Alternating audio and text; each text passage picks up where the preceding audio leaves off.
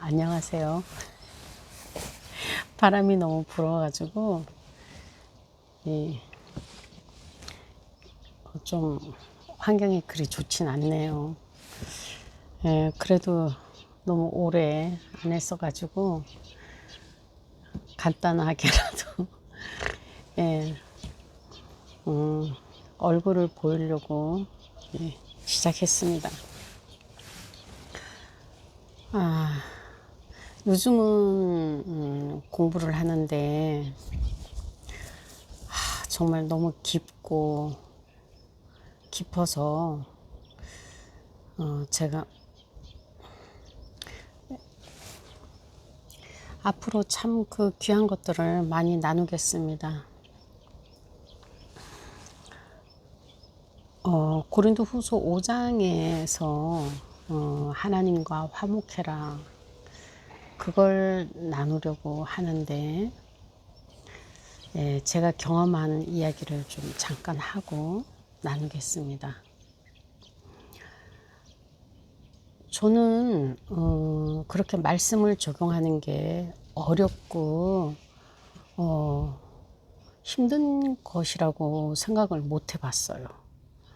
왜냐하면 저는 무슨 말씀이든지 내가 감동하고 와닿은 말씀은 그 말씀대로 내가 사라지기를 간절히 바랐고, 또 내 삶에 그 말씀을 가지고 힘이 되고 능력이 되고 위로가 되고 의지가 되고 이런 것들을 이렇게 하려고, 저는 뭐 누가 가르치지 않아도 그거 말씀을, 성경이나 선포되는 말씀을 아버지가 나한테 하는 말씀이라고 저는 뭐 조금도 의심 없이 그렇게 받아들여서 아버지가 이걸 원하시구나 이렇게 생각을 해서, 그렇게 아버지의 말씀이 내 삶에 이루어질 수 있도록 그렇게 살려고 굉장히 애를 많이 쓰고 몸부림을 쳤어요. 그런데 가르치시는 분들도 말씀을 듣고 은혜는 많이 받는데 그것을 전혀 삶에 적용을 못 시키고 그걸 은혜 받은 게 아무 영향력이 없는 거예요. 소용이 없는 거예요. 아무 의미가 없어지더라고. 그냥 기분만 좀 좋았다는 것밖에 없더라고요. 제가 깜짝 놀랐습니다. 진짜. 가르치시는 분들도 이렇구나.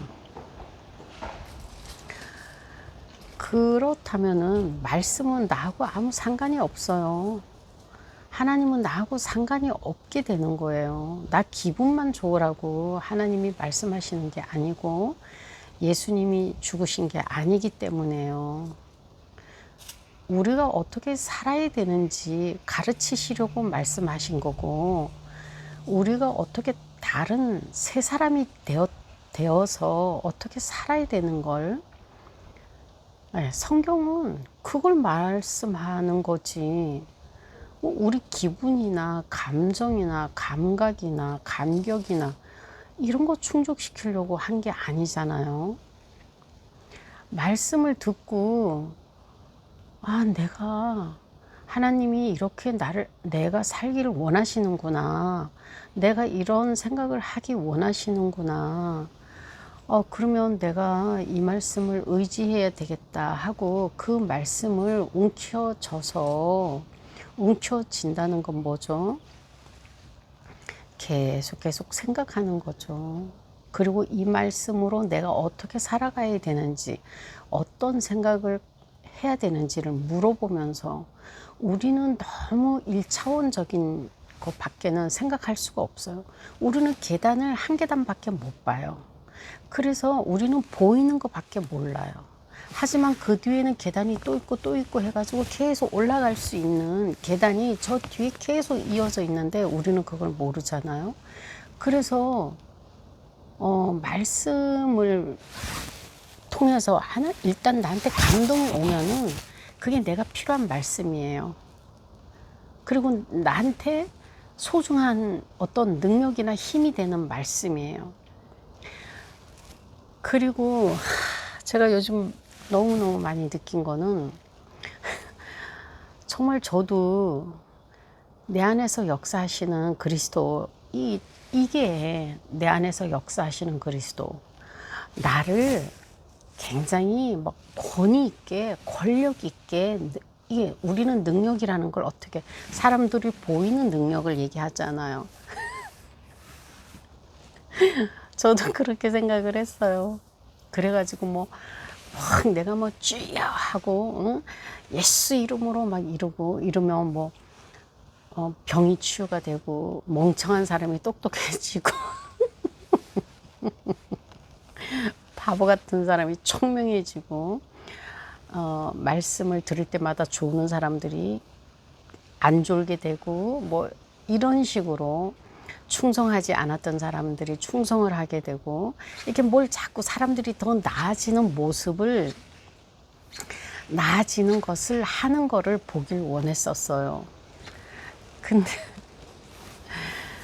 예, 생각해 보세요.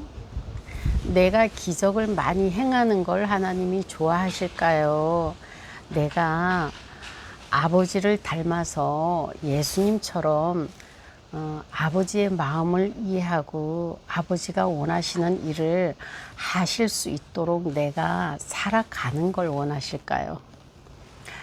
예수님은 아버지를 가장 잘 아시는 분이었고, 그래서 아버지의 뜻대로, 아버지의 생각대로 이렇게 살아가고, 또 항상 이런 말씀을 많이 하셨잖아요. 내 안에서 아버지가 그분의 일을 하신다 그러잖아요. 우리가 예수님처럼 충분히 아버지를 알아갈 때 내 안에 영으로 살고 계시는 아버지가 자신의 일을 하신다는 거죠. 근데 우리는 아버지를 알거나 예수님을 알려고 하지 않고 내가 자꾸 어떤 능력을 행하려고 하는 거예요. 내가 능력을 행하는 게 쉬울까요? 아니면 나의 인격이 예수님처럼 변하는 게 쉬울까요? 사람이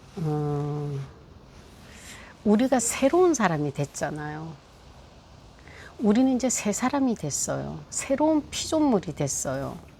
근데 우리는 여전히 옛사람으로 살아가면서 하나님께서 하신 그 능력, 예수님께서 메시아로서 행하신 기적과 이적들, 바다를 잠잠하게 하고 문둥병자를 고치고 못 걷는 사람을 걷게 하고, 우리는 이런 것들에 초점이 되어 있어요.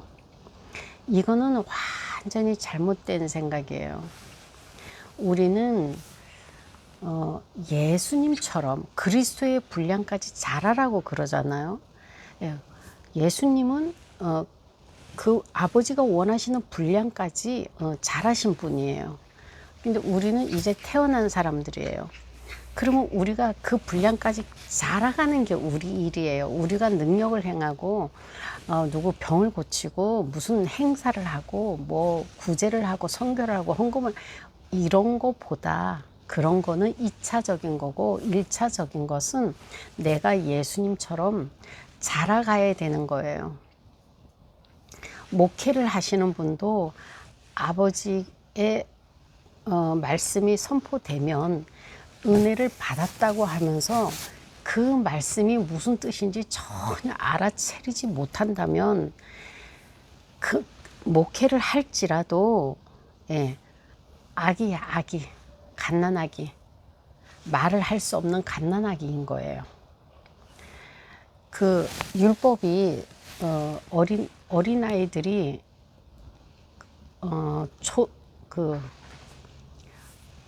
초등 수준이라 그러잖아요. 그 어린아이들이 젖을 먹어야 된다 그러잖아요. 그 율법을 말할 때 그 어린아이는 말을 못하는 아이예요. 말을 못하는 아가예요. 이게 알아듣지 못하니까 말을 못하잖아요. 예, 아가들이 말을 못하고 그냥 앵앵거리기만 하듯이 그런 수준이라는 거예요. 너무너무 놀랐어요. 이렇게 말씀을 전에 제가 가리키던 사람들도 그렇게 얘기하더라고요. 말씀을 어떻게 적용하냐고.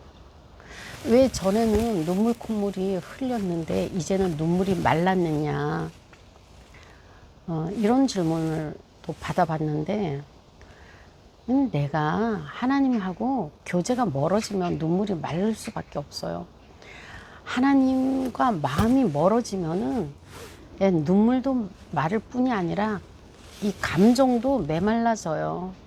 그리고 은혜, 이 감격, 감동도 못 받아요. 말씀을 들어도 은혜를 못 받아요. 그러면 하나님과 어떻게 가까워지느냐. 그분을 찾고 구하고 두드리라 했잖아요. 계속 이 말씀을 가지고 씨름을 해야 되는 거예요. 하루에 한 가지라도 아니면 일주일에 한 가지라도 한 절이라도 가지고 거기에서 아버지 내가 감동 주신 것 갖고 해야 돼요. 그 대신. 왜냐하면은 감동이 없는 걸 갖고 하다 보면은 지치거나 아니면은 지식만 늘어가거나 아니 머리만 커지는 거예요. 나한테 주신 말씀은 내게 감동을 주세요. 나한테 뭔가를 사인을 하시는 거예요. 감동을 주시는 거는. 그러면 그 말씀을 가지고 내가 이걸 어떻게 믿음으로 요리해야 되는지를 모르기 때문에 내가 이 말씀을 어떻게 먹어야지 내가 잘할 수 있는지 모르기 때문에 도와달라고 성령님께 기도를 해야 되는 거예요. 그렇게 하면 도와주세요. 다 도와주세요. 안 도와주신 적이 없어요.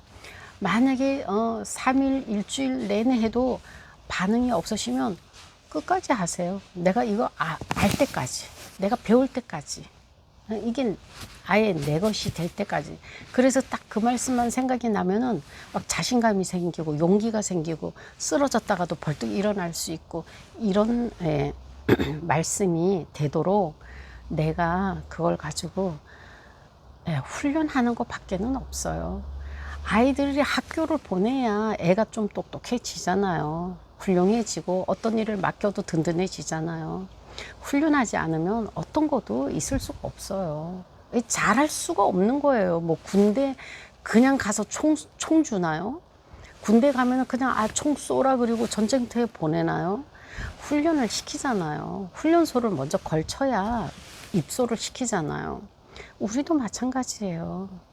우리도 그런 말씀을 가지고 우리가 훈련을 안 받으면 사단한테 완패예요, 완패. 무조건 완패예요. 이거는 이길 수가 없는 거예요. 그리고 우리 삶이 기적을 볼 수가 없는 거예요.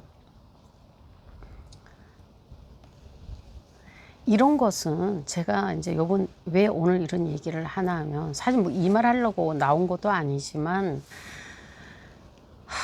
내가 이렇게 훈련을 받으려고 애써 보지 않은 사람은 어떤 지금 세상적인 위치에서 우리가 눈에 보이는 위치에 어디에 앉아 있든 아무 상관이 없어요. 그거는 상관이 없어요. 정말 제가 너무 절실히 느꼈어요. 그게 바로 제가 이제 보려고 하는 게 고린도후서 5장에 19절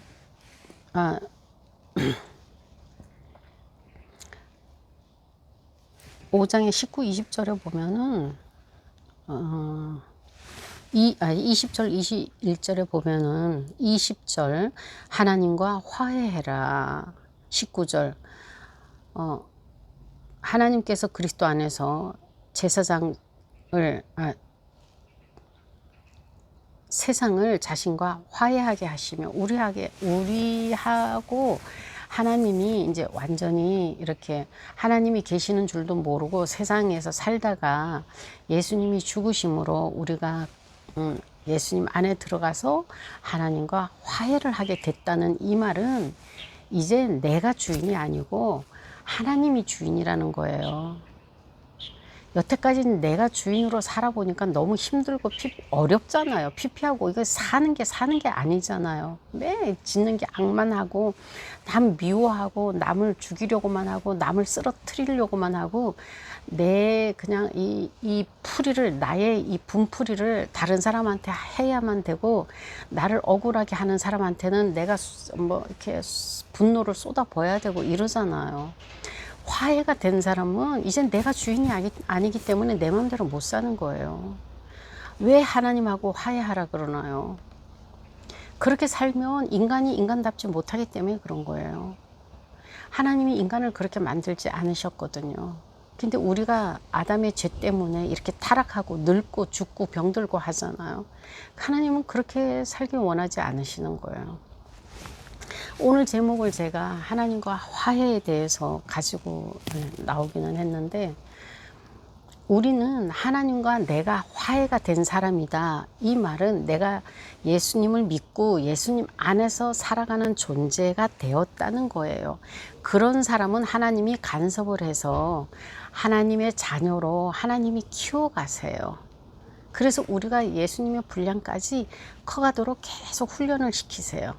훈련이 쉽지 않죠. 모든 훈련은 어려워요. 힘들고. 그렇지만 어떻게 해요? 그걸 견디면 훌륭한 사람이 되잖아요. 우리가 제가 보면은 다 이게 믿음도 없고 사람들이 제가 보면 그래요. 믿음으로 사는 사람도 없고 하나님을 신뢰하고 믿고 의지하는 사람도 제가 별로 본 것 같지 않아요. 다 자기가 주인으로 살아요. 그리고 자기를 믿고 자기 의로 살아요. 그게 다른 말로 말하면은 바리새인의 의로 살고 하나님을 의지하고 하나님을 신뢰하고 그분께 의뢰하고 그분께 내 삶을 맡기고 그분을 주인으로 섬기면서 내 아버지로 모시고 사는 사람은 그걸 바로 하나님의 의라고 그래요. 우리가 하나님의 의로 살아가는 하나님의 귀하고 소중하고 존귀한 자녀들이 모두가 되기를 예수님 이름으로 축복합니다.